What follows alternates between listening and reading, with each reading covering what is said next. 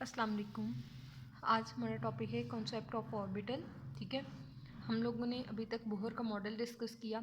Bohr ने हम लोग को सिर्फ और सिर्फ शेल का कॉन्सेप्ट दिया। ठीक है, उसने हम लोगों को ऑर्बिटल के बारे में कुछ नहीं बताया, तो इसलिए हम लोग कहते हैं बोहर मॉडल जो था वो हमारे लिए अनसेटिस्फैक्ट्री था।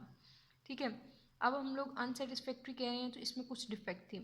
आप लोग को याद होगा आइजनबर्ग प्रिंसिपल, जिसमें हम लोगों ने कहा था कि हम किसी भी इलेक्ट्रॉन की पोजीशन और उसके मोमेंटम को साइमल्टेनियसली डिटरमिन नहीं कर सकते। ठीक है, तो बोहर के मॉडल में जो डिफेक्ट था वो क्या था कि आप पोजीशन और मोमेंटम किसी भी इलेक्ट्रॉन का एक साथ डिटरमिन नहीं कर सकते।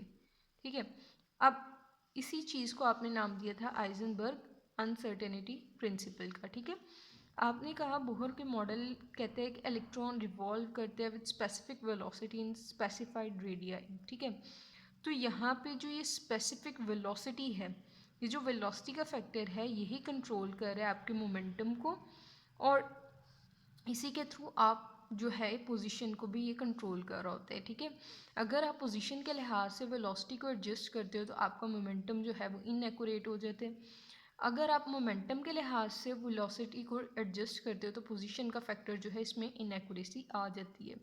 तो इसलिए आप कहते थे कि पोजीशन और मोमेंटम को आप साइमल्टेनियसली डिटरमिन नहीं कर सकते, और यही डिफेक्ट था आपके बोहर के मॉडल में, इसलिए आपने इसको रिजेक्ट कर दिया। आपने कहा कि ये मुझे कंप्लीट इन्फॉर्मेशन नहीं प्रोवाइड कर रहा। अच्छा, बोहर के मॉडल में जब डिफेक्ट आए तो उसको सॉल्व करने के लिए कुछ लोगों ने अपना कंट्रीब्यूशन दिया।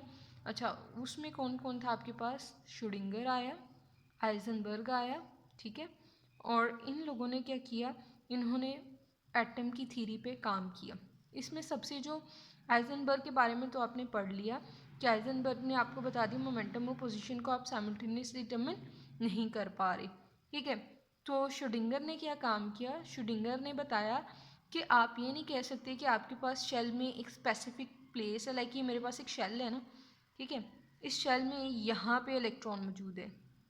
आप ये 100% नहीं श्योर हो सकते कि इलेक्ट्रॉन इस जगह पे मौजूद होगा। तो श्रोडिंगर ने आपको बताया कि आप कभी भी इलेक्ट्रॉन की पोजीशन को एग्जैक्टली फाइंड नहीं कर सकते, बल्कि आप लोग कहते हो कि ये शेल है ना, ये आपके पास शेल है, इस शेल में इलेक्ट्रॉन कहीं पे भी मौजूद हो सकते हैं। ठीक है, प्रोबेबिलिटी है, चांसेस हैं कि इलेक्ट्रॉन इस जगह पे मौजूद हो, इलेक्ट्रॉन इस जगह पे मौजूद हो, या इलेक्ट्रॉन इस जगह पे मौजूद हो, तो वो प्रोबेबिलिटी का कॉन्सेप्ट आपको देगा। ठीक है, तो वो कहते हैं कि श्रोडिंगर ने आपको कहा कि इलेक्ट्रॉन किसी भी जगह पे मौजूद हो सकता है शेल में। ठीक है, तो अब उसके लिए उसने एक फैक्टर भी बताया। उसने कहा कि आपके पास इलेक्ट्रॉन को फाइंड करने की प्रोबेबिलिटी जो है वो किस डिस्टेंस पे है, 0.0529 नैनोमीटर, या फिर आप कह सकते हो इसी को 0.529 ऑंगस्ट्रॉन। ठीक है, वो कहते हैं कि जो न्यूक्लियस और शेल के दरमियान जो डिस्टेंस है, इस डिस्टेंस के लिहाज से आपके पास प्रोबेबिलिटी है, चांसेस हैं इलेक्ट्रॉन को फाइंड करने के। ठीक है, बेसिकली वो शेल और न्यूक्लियस के दरमियान जो डिस्टेंस है उसको कह रहा है कि इस जगह पे आपके पास प्रोबेबिलिटी है, चांसेस हैं इलेक्ट्रॉन को फाइंड करने की। अच्छा, इसके बाद वो आपके पास एटॉमिक ऑर्बिटल की डेफिनेशन। एटॉमिक ऑर्बिटल क्या है क्लास? आप लोग कहते हो ऑर्बिटल एक ऐसी रीजन है, एक ऐसा स्पेस है जहाँ पे इलेक्ट्रॉन को फाइंड करने के चांसेस जो है वो 90% होंगे, 95% होंगे। ठीक है, आप क्या कह रहे हो? आप कह रहे हो ऑर्बिटल कोई एक ऐसा रीजन है, एक ऐसी स्पेस है जहाँ पे इलेक्ट्रॉन को फाइंड करने के चांसेस कितने हैं? 95% है। तो आप लोग कहते हो, आपकी बुक के मुताबिक क्या कहते हैं? कहते हैं volume of space in which there is 95% chances of finding electron. ठीक है, 95% इलेक्ट्रॉन, ऐसी जगह जहाँ पे आपके पास 95% चांस है ऑर्बिटल इलेक्ट्रॉन को फाइंड करने की, उस चीज जगह को आप नाम दोगे एटॉमिक ऑर्बिटल का। ठीक है, इसी तरह उसने इलेक्ट्रॉनिक क्लाउड की डेफिनेशन दी हुई है आपको।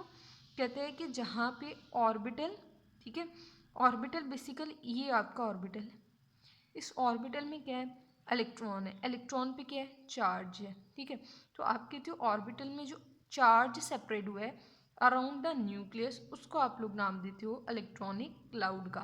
ठीक है, आप कहते हो जो आपके शेल हैं इसमें इलेक्ट्रॉन मौजूद है, इलेक्ट्रॉन पे नेगेटिव चार्ज है, तो वो नेगेटिव चार्ज किसके सराउंडिंग में है?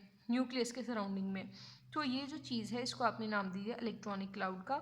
Orbital regarded as separate of charges surrounding the nucleus is called electronic cloud. तो ये आपका कॉन्सेप्ट ऑफ ऑर्बिटल है, ठीक है। अल्लाह हाफिज़।